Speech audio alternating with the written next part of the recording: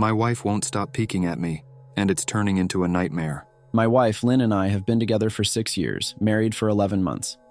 She's always been kind, intelligent, and serious. Never the type for pranks or anything creepy. But 2 months ago, things started to get strange.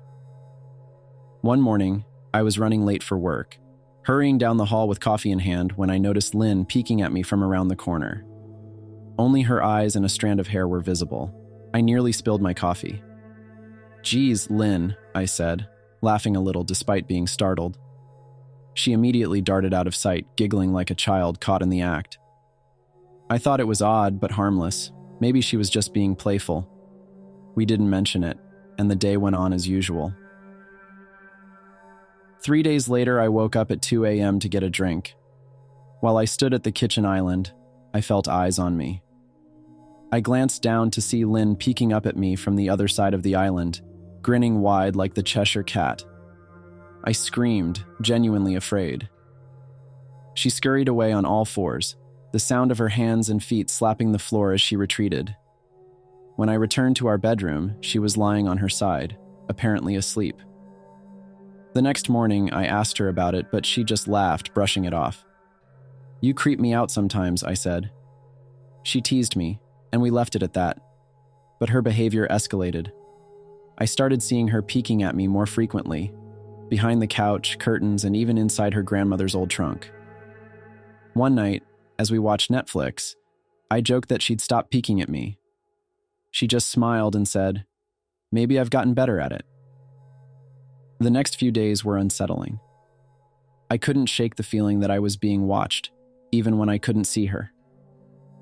Then one night, after Lynn left for a friend's house, I hopped in the shower. Suddenly, I felt eyes on me again. When I opened my eyes, Lynn was peeking from behind the shower curtain, her mouth hanging open in a grotesque grin, eyes wide and red. I screamed, but she didn't flinch. She just stood there, smiling, before slowly backing out and slamming the bathroom door. Terrified, I locked myself in the bathroom, hearing strange, faint moans from the other side. I yelled at her to stop, but there was no response. After what felt like forever, I finally peered under the door. No Lynn. I unlocked the door cautiously and prepared to leave when I heard that awful moan again. This time, I turned to see Lynn peeking at me through the crack of the closet door, her face twisted into that same grotesque smile. I ran out of the house, grabbed my keys, and drove to my brother Chris's place, shaking with fear.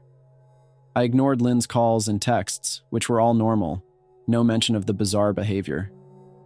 Chris and his wife Rebecca let me crash with them, but I barely slept, haunted by nightmares of Lynn's face.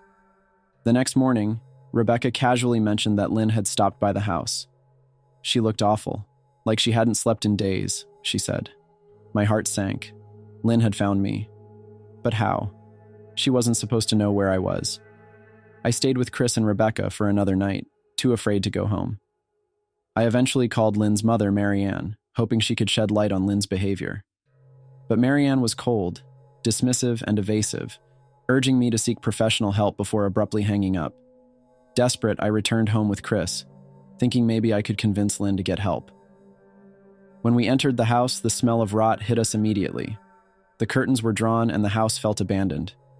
As we searched, we found nothing, until I opened the closet in our bedroom and discovered a collection of animal eyeballs, carefully laid out in pairs. I gagged at the sight. Suddenly, Chris froze. I turned to see Lynn, curled up under the bed, grinning and trembling with excitement. I approached her cautiously, trying to calm her down. But when I got close, I saw her hands were covered in blood. I reached out to her, and she lashed out with a shard of glass, cutting my arm. Chris and I ran. Lynn followed, fast crawling after us, her face twisted in rage.